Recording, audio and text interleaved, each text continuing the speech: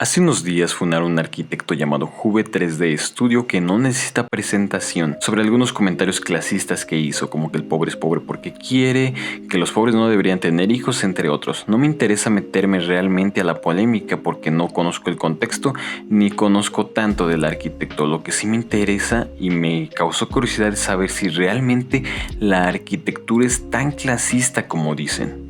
Me pregunto, ¿realmente la arquitectura es clasista? Y no me refiero a las personas, no me refiero a los arquitectos. Me refiero específicamente a la arquitectura como entorno, como lo que nos rodea.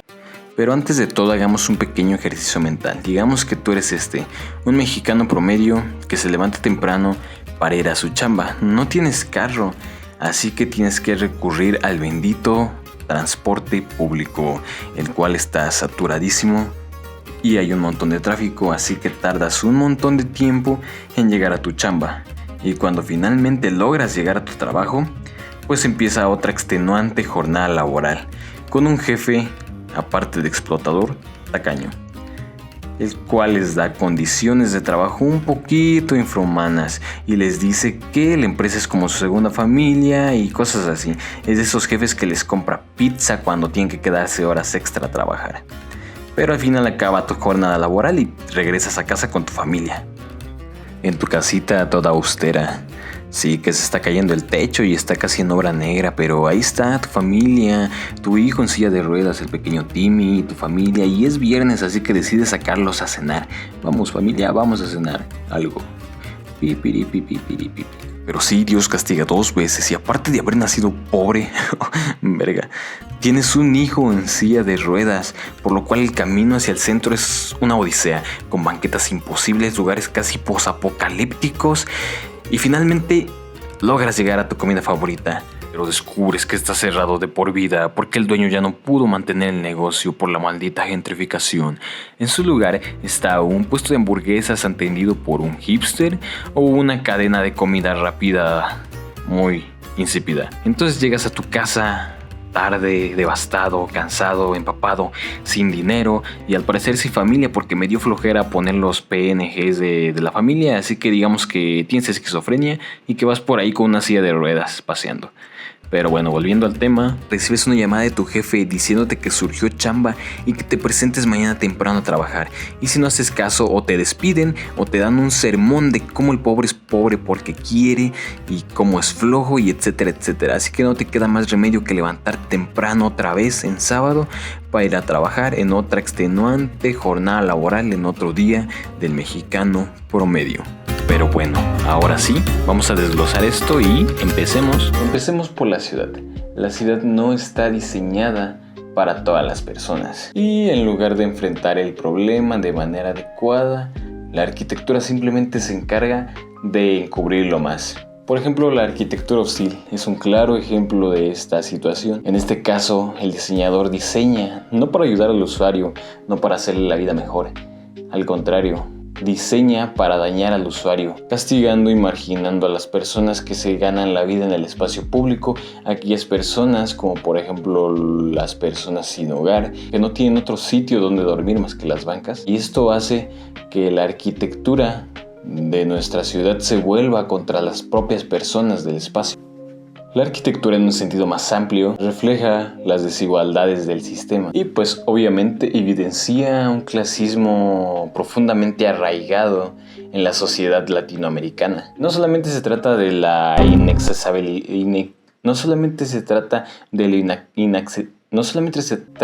inaccesible que pueda ser para ti contratar un arquitecto para que diseñe tu casa. No, se trata de toda la ciudad y como tal todo el entorno que está configurado para que solamente se enfoque en resolver las necesidades de ciertos grupos de población, ciertos grupos privilegiados, y es una minoría de hecho, mientras que la mayoría de la clase trabajadora está relegada. Tomemos como ejemplo de estas desigualdades en la ciudad, la movilidad en la ciudad. Todo el sistema está enfocado en el automóvil, reflejando un enfoque autocentrista en el que la ciudad parece estar diseñada únicamente para el automóvil y las personas de a pie parecen ser más que nada un pequeño error en el sistema. Y de hecho existen algunas zonas urbanas donde ni siquiera se deja un espacio para el peatón. donde está pensada única y exclusivamente para que se use automóvil. Y pues no está pensada para que una persona recorra esa zona caminando. Bajo este contexto, el tener un automóvil no es simplemente un caso de comodidad, sino que es una necesidad. Necesidad impuesta por un sistema urbano excluyente. Y pues obviamente no todos podemos acceder a un automóvil particular. Por lo tanto, la solución que tenemos es el transporte público. El bendito transporte público, que desafortunadamente a menudo es ineficiente y muchas veces en condiciones deplorables. Y aquí surgen las primeras señales de clasismo. El hecho de viajar en transporte público se ha quedado en el consciente colectivo como una muestra de ser una persona de bajos recursos, o una muestra de inferioridad ante aquellas personas que tienen un automóvil propio. Y quienes lo tienen a menudo desprecian a esas personas que se trasladan en el transporte público, haciendo comentarios como que quien se mueve en transporte público por el simple hecho de moverse en transporte público ya lo hace una persona pobre, de bajos recursos, cuando en realidad el transporte público debería ser usado por todos los grupos sociales, esto con el afán de apoyar la movilidad en la ciudad. Y es que existe una aspiración masiva hacia el automóvil, que no solamente es visto como un medio de transporte más cómodo, entre comillas, sino como un símbolo de estatus en la sociedad, una señal de ascenso social. Y pues, obviamente, en gran parte, esto es simplemente una ilusión. El aumento del número de automóviles en las ciudades lo único que provoca es un aumento del tráfico, un estancamiento, un aumento de la contaminación, un aumento de las horas que tenemos para llegar a ciertos lugares por lo mismo del tráfico, una deficiencia en la movilidad y pues esto afecta al peatón, porque bajo ese contexto las vías que tiene el peatón para moverse se reducen aún mucho más. No se diga otros vehículos como por ejemplo la bicicleta, que está súper marginado. Esto hace que la ciudad se vuelva más peligrosa para aquellos que se desplazan a pie o para aquellos que prefieren utilizar métodos de transporte no tan convencional. Y frente a este problema de movilidad, ¿cuál ha sido la respuesta de los gobiernos y las empresas privadas, los planificadores urbanos? Construir más carreteras y agregar carriles para autos. Este enfoque no solamente agrava el problema a largo plazo, sino que fomenta un mayor uso del automóvil, una mayor contaminación, una mayor deficiencia en los transportes públicos y pues menos espacios para los peatones. Ahora, el espacio público, así como el urbanismo en general, también es un reflejo de este clasismo, de esta exclusión en los sitios. Un claro ejemplo de eso es la accesibilidad universal, la cual dice que debería ser un derecho universal que las personas puedan trasladarse y moverse libremente por todos lados de la ciudad. Sin embargo, pues en la práctica esto no es así. La mayoría de las calles no están diseñadas o no tienen la infraestructura necesaria para cumplir con este derecho universal para las personas. Y en cuanto a los establecimientos, algunos, aunque cumplan con la normativa dictada para la accesibilidad universal, simplemente lo hacen por cumplir y no porque realmente lo hagan para que funcione, dando como resultado rampas con inclinaciones que no funcionan, construcciones que simplemente están hechas para cumplir con la norma, pero que en realidad no aportan nada a la movilidad de las personas e incluso muchas veces las limitan aún más. Y esta falta de accesibilidad no solamente limita a las personas con limitantes en su movilidad, sino que a todas las personas en general y ahora a los familiares de esas personas que tienen que ayudarlos a trasladarse de un lado a otro. El transporte público no ayuda para nada en eso, o intenta subir una silla de ruedas a alguna combi o algún camión. Vas a ver que es una tarea imposible. Entonces una persona que está en silla de ruedas necesita de a huevo tener un automóvil propio o un medio de transporte con el cual puedas moverte de uno a otro lado de la ciudad. Y si no, pues simplemente te chingaste y tienes que trasladarte en tu silla de ruedas desde el punto donde estás hasta el otro punto donde quieres llegar, exclusivamente en silla de ruedas por esas calles que están hechas un desastre para estar en tu silla de ruedas, en tus muletas, no sé, para una persona invidente, etcétera, etcétera, etcétera, etcétera. Y miles de ejemplos más de cómo la ciudad no cumple con nada de la accesibilidad universal. Quizá algunos pocos sitios cumplan con eso, sobre todo los lugares más céntricos, pero de ahí en fuera es una tarea imposible. El equipamiento del espacio público también tiene a sus favoritos. Bancas diseñadas con este diseño hostil disfrazado de diseño vanguardista, de diseños extravagantes en las bancas, que en realidad el objetivo que tienen es hacer más incómoda o atacar a las personas y a los usuarios que intenten utilizarlas para otros fines a los que están diseñados. La arquitectura hostil se encarga de hacer incómoda la ciudad, se encarga de hacerla hostil para ciertos grupos de población, beneficiando a otros grupos poblacional. Algunos negocios, algunos sitios también se encargan de desplazar a algunas personas no deseadas en ese lugar, implementando estrategias de diseño que sean nuevamente hostiles para estos grupos de la población. Y no solamente nos referimos a características socioeconómicas, también a características físicas, características de religión, preferencias sexuales, etcétera, etcétera, etcétera, etcétera. Así la ciudad se moldea simplemente para un grupo de personas en específico. Y lo irónico aquí es que la ciudad pues no está diseñada para la gran mayoría de las personas. De hecho, está diseñada para una pequeña minoría. Por lo cual la gran mayoría de las personas, de los mexicanos y otras minorías menos privilegiadas que esta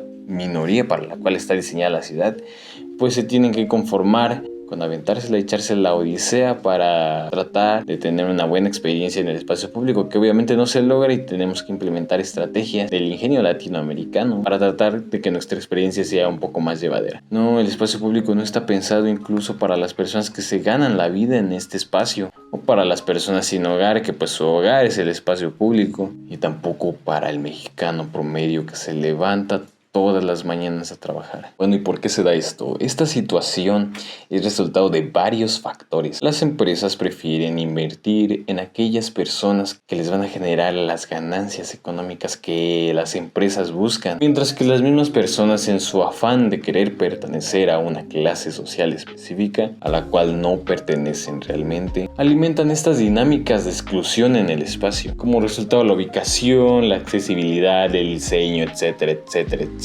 favorecen simplemente a ciertas áreas de la población, marginando a otras. Incluso algo como las normas y regulaciones del espacio público están pensadas para cierto grupo de personas, afectando a otros, que si bien no nos vamos a meter en el debate de si está bien o está mal, pero que son personas que están ahí por necesidad y porque necesitan de este espacio para sus actividades, para vivir, para ganarse el pan de cada día, como por ejemplo vendedores ambulantes, artistas callejeros o personas que por no cumplir con ciertos estándares estéticos son consideradas indeseables en el espacio público. Un ejemplo claro y que se ha hecho muy popular últimamente entre la población es la gentrificación. Este proceso de transformación urbana que ocurre cuando las áreas históricamente ocupadas por un grupo de población, generalmente la población popular, ¿no? El mexicano promedio de a pie, experimentan una renovación y revalorización. Esto pues a primera instancia puede parecer beneficioso, ¿no? Puede parecer como un nuevo aire a la ciudad. Sin embargo, la desventaja de esto es que suele ir acompañado de un aumento considerable de los precios de la vivienda, de la infraestructura, de los locales, de los servicios, etcétera, etcétera, etcétera. Y pues atrayendo a nuevos locales de mayor nivel adquisitivo, lo que desafortunadamente va a hacer que se desplacen a las personas originarias del sitio, que por el encarecimiento de los servicios pues ya no pueden pagar una estancia en este lugar, haciendo que se vayan a otros sitios, generalmente hacia las periferias de las ciudades. Y si bien la gentrificación puede venirle bien a la ciudad como la mejora de la infraestructura, de los servicios, un aumento en la seguridad, una urbanización de los sitios, pues también conlleva la pérdida de la identidad cultural, la exclusión de los residentes originales. Pues en este sentido nos damos cuenta de que efectivamente la arquitectura y el urbanismo son cosas que fomentan la exclusión, que fomentan el clasismo, que fomentan esta desigualdad entre pares, empezando a concluir que claramente la arquitectura sí es clasista, algo que no sorprende a nadie en realidad. Y así es como la arquitectura se empieza a utilizar como herramienta para marginar aún más a las personas vulnerables, a estas minorías e incluso a la gran mayoría de los mexicanos, como ya hemos dicho, perpetuando el beneficio para una pequeña minoría privilegiada. Y bueno, el clasismo en la arquitectura no solamente se limita al espacio público, a la movilidad, sino que también se extiende a la vivienda, donde la segregación social y económica es evidente en todos los niveles, desde la ubicación de la vivienda hasta el diseño de esta. Obviamente las áreas con viviendas más céntricas suelen tener precios mucho más encarecidos que las áreas con viviendas a la periferia de las ciudades, o áreas con mayor infraestructura, con mayor calidad de vida, con mayores servicios, con seguridad, con accesibilidad, con oportunidades, etcétera, etcétera, suelen ser áreas mucho más caras aún. Y pues estas áreas populares empiezan a perpetuarse y a verse estas problemáticas en el espacio público como que mayor inseguridad, menor infraestructura, menor calidad en los servicios, problemas con la accesibilidad, etcétera, etcétera, etcétera. Esto hace que la mayoría de las personas con ingresos promedios tengan que irse a vivir a lugares muy alejados en las periferias de las ciudades que están como a 2 horas de su trabajo o de los lugares más céntricos de la ciudad, donde la calidad de vida pues sí es peor, hay más inseguridad y todo lo que ya hemos revisitado anteriormente. Y hay algunas personas que se hacen la pregunta de por qué simplemente no se mudan a otros lugares. Simplemente es imposible mudarse a otros lugares. No puedes vivir en una zona donde la renta es lo que ganas al mes.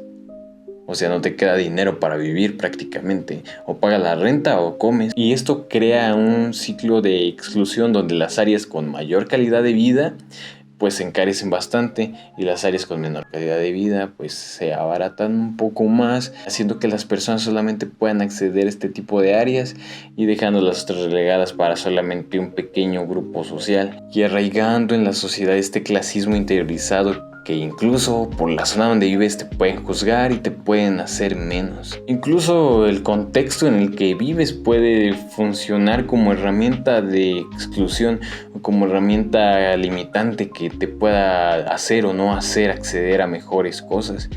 Un ejemplo claro de esto es pues en un barrio donde la mayoría de las casas son en obra gris, donde la mayoría de las casas son autoconstrucciones. De repente alguna persona obtiene la forma de que un arquitecto le haga una casa y esta persona quiere su casa, pues no sé, moderna, que desencaje con el contexto social. Entonces el arquitecto seguramente le va a recomendar que no lo haga porque va a desentonar con ese contexto. Entonces por el simple hecho de vivir en tal lugar ya no puedes acceder a la arquitectura que tú quieras, sino que tienes que conformarte con la arquitectura que hay en tu lugar de origen, porque si no va a ser peligroso para ti, va a ser peligroso para las personas, va a desentonar y en fin, no se va a poder. Y pues se le va a sugerir que mejor construya y diseñe algo a su nivel. Esto perpetúa la idea de que por vivir en un barrio pobre pues te tienes que conformar con eso y no avanzar. Incluso las mismas personas del lugar hacen que este clasismo florezca, diciéndote, si haces esto ya no eres de barrio, a ti hiciste fresón, ya dejaste ya donde quedó tu barrio, diciéndote que ya abandonaste las costumbres del barrio, que esto y que el otro, simplemente por querer mejorar tus condiciones de vida. Pero no, la gente está tan arraigada con su clase, tanto la clase privilegiada como la clase no tan privilegiada, está arraigada con su propia clase, como si estuviera en una pelea, en una guerra, donde si sales de este punto, ya te volviste enemigo. Así que te tienes que conformar con esto, con lo que naciste, y pues una escala más pequeña hay cosas que son estigmatizadas como de gente pobre. Por ejemplo, la pintura de las casas. Tú notas con la decoración, con la posición de las ventanas, entre otras cosas, cuando una casa es pobre. Y estos elementos tan solo estéticos afectan bastante la calidad de vida de las personas. Fomentan la ignorancia, fomentan las desigualdades, la brecha social, entre otras muchas cosas. Y en resumen, sí, la arquitectura es clasista, el urbanismo también fomenta este clasismo y no solamente evidencia las desigualdades sociales, sino que las perpetúa aún más, haciendo que ciertos grupos de personas se marginen aún más y beneficiando mucho más a otro grupo de personas también. haciendo que la brecha social, como ya lo repetí bastante, se haga aún más grande y la movilidad social sea aún más complicada. Cosas como la accesibilidad universal, la seguridad, el acceso a buena infraestructura, a buenos servicios son cosas que deberían estar arraigadas para todo tipo de persona, independientemente del nivel socioeconómico, independientemente del lugar donde vivas, independientemente de la posición en la que te encuentres, independientemente de todo. En conclusión, sí, la arquitectura es clasista, pero eso no significa que siempre tenga que ser así. Hay muchas estrategias que se pueden tomar para resolver esto, en muchas cosas, y hay muchas soluciones para que la arquitectura sea un poco más igualitaria con todas las personas y pase de ser clasista a ser una arquitectura universal, una arquitectura buena para las personas, una arquitectura admirable y una arquitectura humanista.